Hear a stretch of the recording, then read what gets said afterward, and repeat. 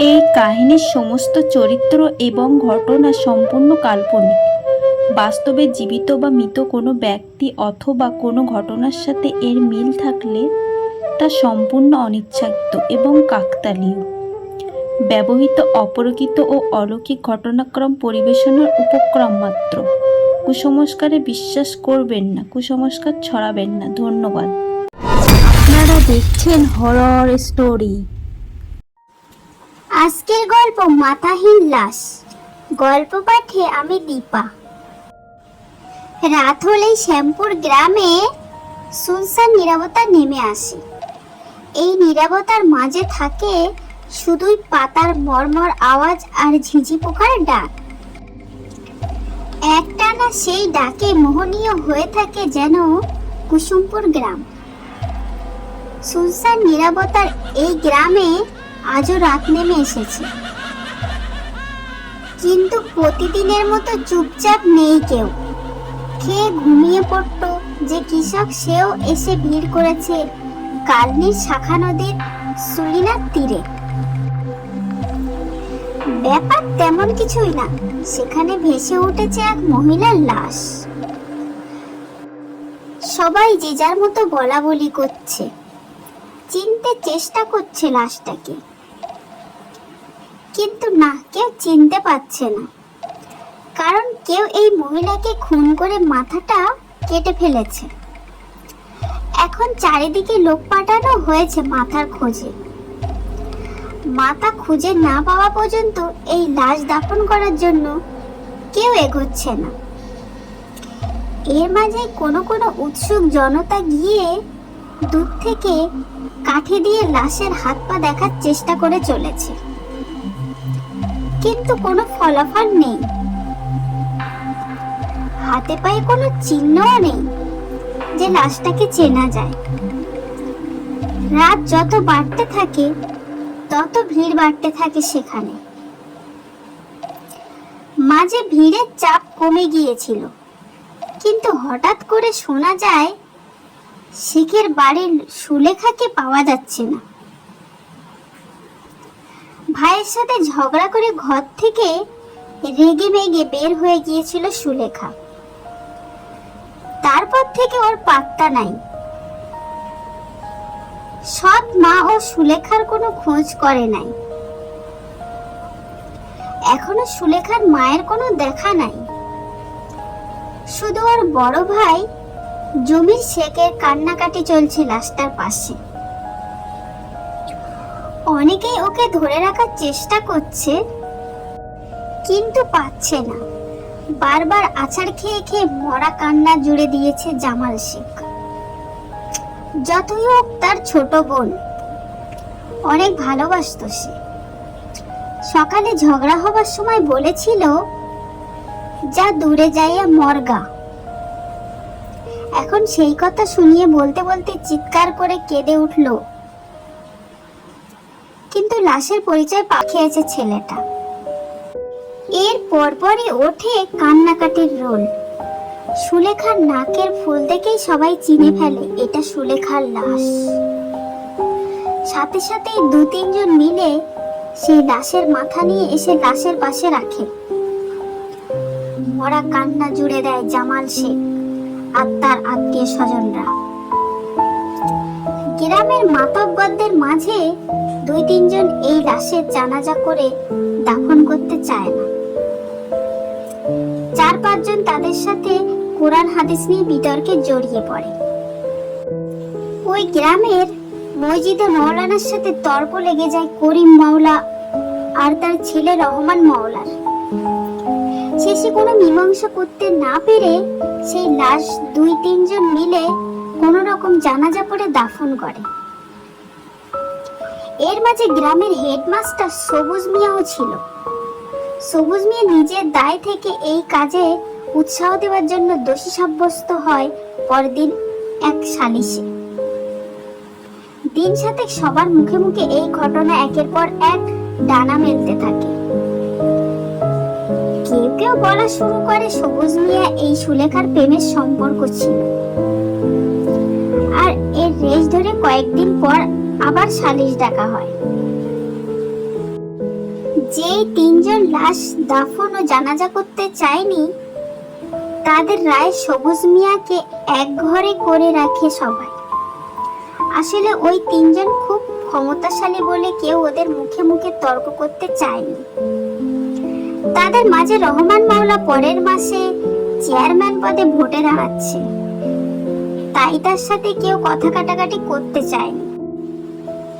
ফলাফল নিরীহ সবুজ মিয়াকে এড়িয়ে চলতে শুরু করে সবাই।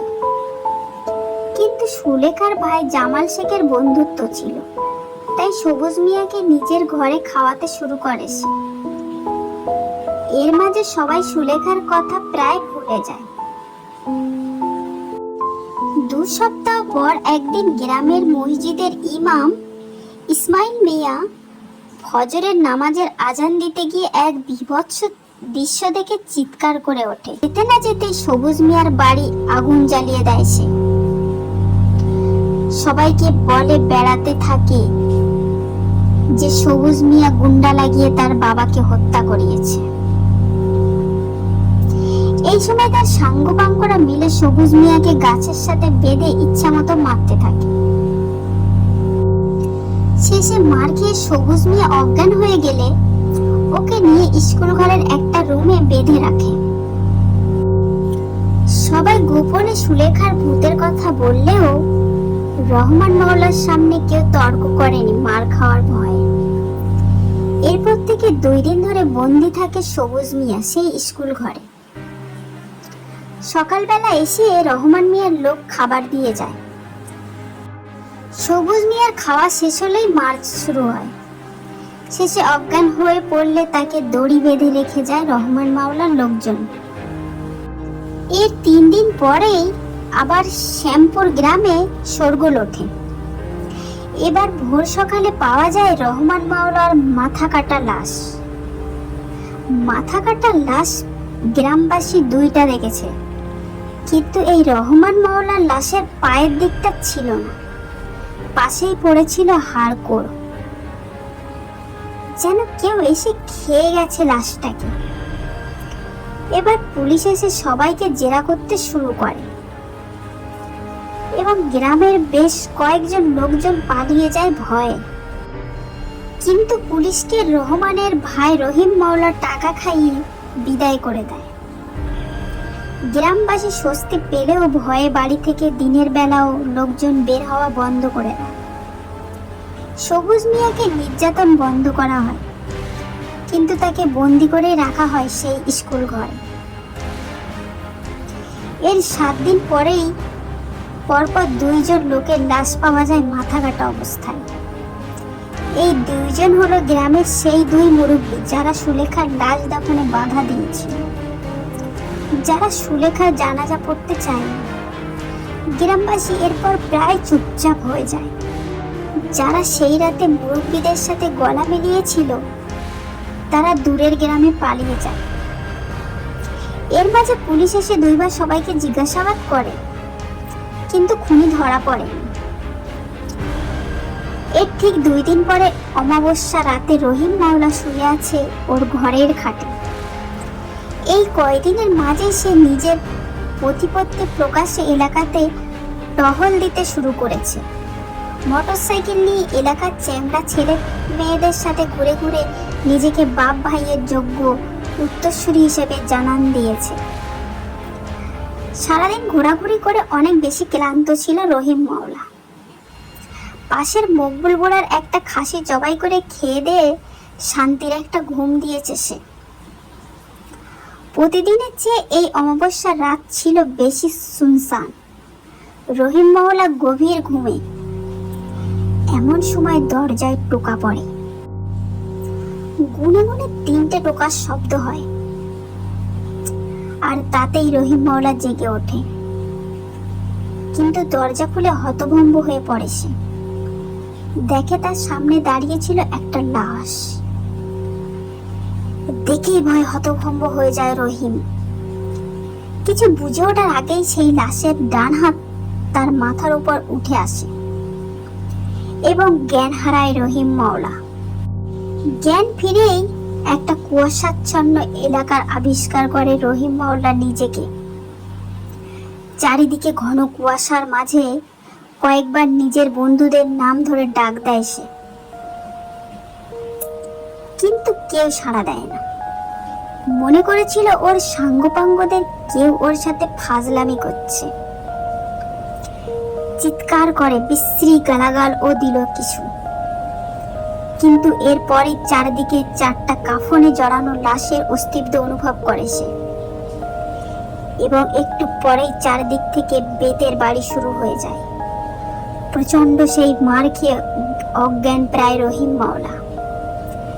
এমন সময় মার থেমে যায় এবং ধীরে ধীরে উঠে বসে সে। সামনে তাকিয়ে তার দৃষ্টি থেমে যায়। অবাক হয়ে তাকিয়ে থাকে রহিম, কারণ তার সামনে বসে আছে সুলেখা।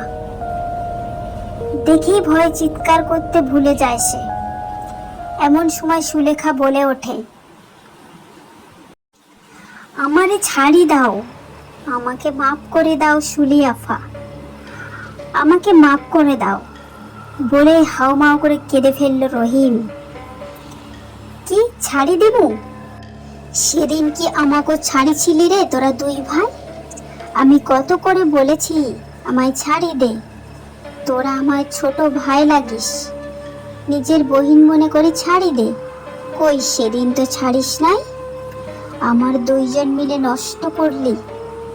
তারপর আমাকে যাতে কেউ চিনতে না পারে তুই তুই মওলার বাচ্চা আমার মাথা কাটি ফেলালি।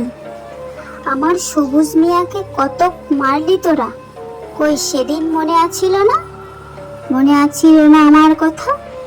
বলেই নিজের মাথাটা আবার নিজেই ধরে জোড়া লাগালো সুলেখা। এবার কেঁদেই ফেলল রহিম, বলল, আফা ভুল হইছে, এখন আমারে ছাড়িয়া দাও, তুমি আমাকে এবারের মতো মাফ করে দাও আফা। আমি কইতাছি আমি এর প্রায়শ্চিত্ত করে ছাড়বো। এবার খিলখিল করে হেসে উঠল সুলেখা। সেই হাসি শুনে কাঁপতে শুরু করে দিল রহিম মৌলা। আস্তে আস্তে সামনে এগিয়ে আসছে সুলেখা, সামনে ভয়ার্ত রহিম মাওলা। তারপর রহিমের ধরে এক টানে ছিঁড়ে ফেললো তার মাথাটা। গল গল করে রক্ত পড়ছিল সেই কাটা মাথা থেকে। মাথাটা হাতে নিয়ে গা হিম করা একটা চিৎকার দিয়ে কেঁদে উঠল সুলেখা। এই ঘটনার কিছুক্ষণ পর নিজের চোখে মুখে জলের ঝাপটা খেয়ে জেগে উঠল সবুজ মিয়া। সপ্তাহখানেক ধরে এভাবেই তার ঘুম ভাঙে। মওলাদের কেউ একজন চোখে মুখে পানি ঢেলে দেয়, তারপর খাওয়া দেয়, আর কিছু খায় কিছু খায় না, তারপর শুরু হয় মার। আজকে তাই জেগে ও চোখ বন্ধ করে রেখেছিল সে, কিন্তু মাথার একটা কোমল স্পর্শ পেয়ে চোখ মেলে দেখে তার সামনে দাঁড়িয়ে আছে সুলেখা। আস্তে আস্তে উঠে বসলো সবুজ। শরীরে এতদিন না খাওয়ার ফলে শক্তি নাই, কিন্তু কেন যেন নিজের চোখকে খুব বিশ্বাস করতে ইচ্ছে হচ্ছে তার। সে বলল, সুলেখা তুমি? হ্যাঁ আমি, সুলেখা বলে উঠল। মইরা গেছিলাম, আজকে আমার মুক্তি হইতাছে, তাই শেষবার তোমাকে দেখতে আইলাম বলেই কেঁদে ফেলল সুলেখা। আমার বিশ্বাস হইতেছে না রে, তুই কেমনে মরলি? চোখ বড় বড় করে বলল সবুজ মিয়া। এত শুনে কোনো লাভ নাই মাস্টার, তুমি আস্তে আস্তে উঠো, নাও আমি তোমারে শেষবারের মতো খাওয়াই দিতাছি দুইটা ভাত বলে পাশে রাখা থালা থেকে ভাত খাইয়ে দিল সুলেখা সবুজকে। সবুজ নিজের চোখকে যেন বিশ্বাস করতে পারছে না। কোনো কিছুর সাথে কোনো কিছু মেলাতে মেলাতে ক্লান্ত হয়ে শেষে ভাত খেতে শুরু করলো মন্ত্রমুগ্ধের মতো। খাওয়া শেষে সুলেখা বলল, আমি যাই মাস্টার, তুমি কয়দিন পর সুন্দর দেখে একটা নিকা কইরো, আমাকে ভুলে যাইও মাস্টার বলেই পা বাড়ালো সুলেখা। এতক্ষণ ঘোরের মাঝে থাকলেও এখন জ্ঞান ফিরে আসে সবুজ মিয়ার। দৌড় দেয় দরজার দিকে, দরজা খোলাই ছিল। খুলে দেখে ভোর হয়ে গেছে, সূর্য প্রায় ডুবে গেছে, আর সেই সূর্যের দিকে আস্তে আস্তে এগিয়ে চলেছে সুলেখা। কিন্তু সবুজ আর দৌড়ায়নি সুলেখার পেছন পেছন, কারণ সুলেখা এগিয়ে চলেছিল তার শেষ ঠিকানা, সেই কবরের দিকে।